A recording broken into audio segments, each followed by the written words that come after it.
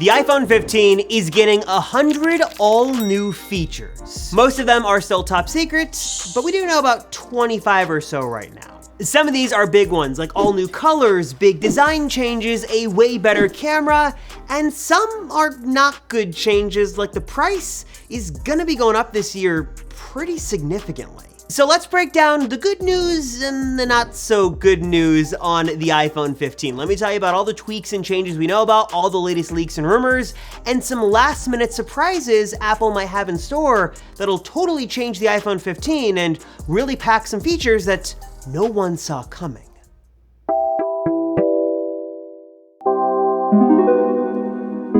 So here it is. This is the 2023 iPhone 15 lineup. You've got the 15, 15 Plus, 15 Pro, 15 Pro Max. Like last year, you've got two screen size options, 6.1 and 6.7, 4 total models, and no, the Mini is not coming back.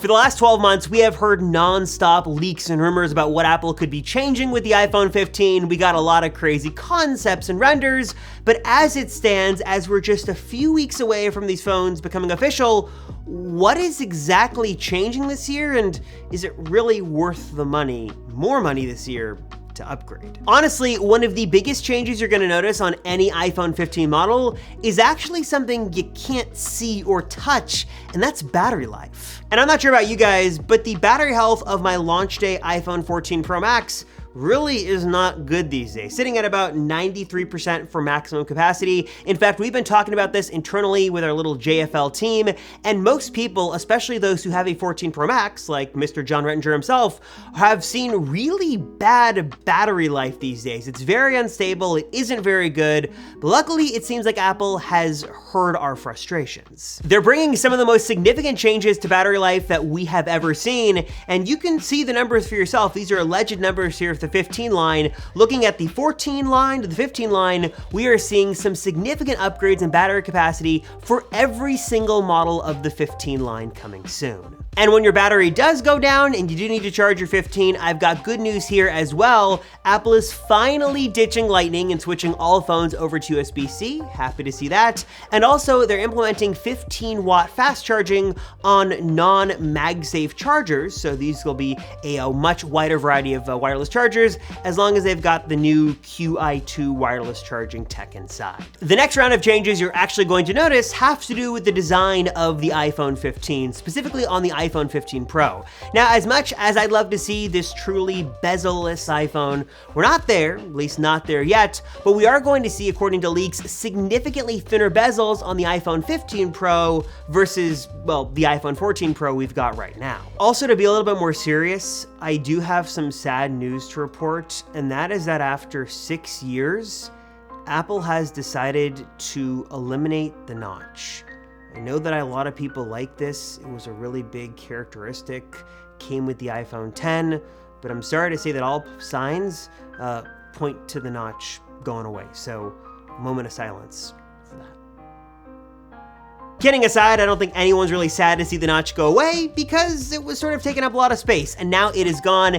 Every 15 model this year, including the non-Pro models, are going to get the dynamic island this year. So if you want a little bit more space on your phone and some fun ways to see some animations, those are cool. But the downside here is that on the 15 and 15 Plus, Apple's not upping the refresh rate of the screens. The Pros have 120 Hertz, and the 15 and 15 Plus, the non-Pros, only go up to 60 Hertz. So feels like the magic of the dynamic island really has to do with the fluidity of the screen and how fast those animations are. I'm afraid it's gonna be a little janky and sort of jerky on 60 Hertz, but I guess we're gonna have to wait and see how that plays out. Things are also interesting on the back of the phone. We've heard some reports that Apple could switch to frosted glass back, sort of like the 11 Pro on the non-Pro models this year, so the 15 and 15 Plus. That'd be cool. And also Apple is looking to change their higher end materials on the Pro models, switching away from stainless steel over to titanium, similar to what we've got on the Apple Watch Ultra. This next change is a little interesting and sort of has us scratching our heads, and that is that Apple is looking to be expanding the removal of the physical SIM slot in new countries and territories this year, even though as of the 14 series, they're just filling that extra space with a plastic Lego-like brick, so not sure what the benefit is. Hopefully there's a good reason here, but looks like that change is happening and expanding to more parts of the world. Next change is going to be one of the most significant changes the iPhone has ever gotten in its 16 years of existence, and that is a physical design change, with Apple bringing an all-new button to the 15 Pro and 15 Pro Max. Looks like Apple is going to be removing that vibration toggle that's been around since the original iPhone and replacing it with a button that'll be programmable to do a bunch of different things on your iPhone. According now to multiple leaks and rumors, it looks like this is going to function like the Apple Watch Ultra's action button, where you can sort of program it to do different things. So it can mute and unmute your phone, it can launch the camera, the flashlight, different apps. Looks like a lot of cool things are coming with iOS 17 and customizing this button. Definitely very un-Apple-like, but going to be nice to see. And speaking of things that aren't Apple-like, let's talk about the price, because it's not looking good, not at all. According to the latest leaks and rumors, it looks like Apple is going to raise the price of at least 2 iPhone models this year, specifically the 15 Pro and 15 Pro Max, by $100 or $200 at least. So you're gonna be spending more money this year if you want one of the higher end iPhones. As disappointing as it would be to sort of see the price go up on these phones, actually isn't all that crazy, because remember, back in November of 2017, when the iPhone X launched, it came with a $999 price tag, which was insane for the time, but it was Apple's flagship phone, and since then, every single year after, their Pro phones have started at $999, and if we adjust for inflation and take 2017 dollars and look at 2023 dollars, we can see that $1,000 back then is about, what is that, $1,200-ish dollars today. Another change coming to the inside of the iPhone is going to be with the chips. Apple's going to be giving us a new A17 Bionic chip in the 15 Pro series, and they're going to take their existing higher-end A16 series chip and bring that down the line to the 15 and 15 Plus. So ProMotion, always on display, ProRes video, all the good stuff is staying with the Pro phones, with, though, one big exception.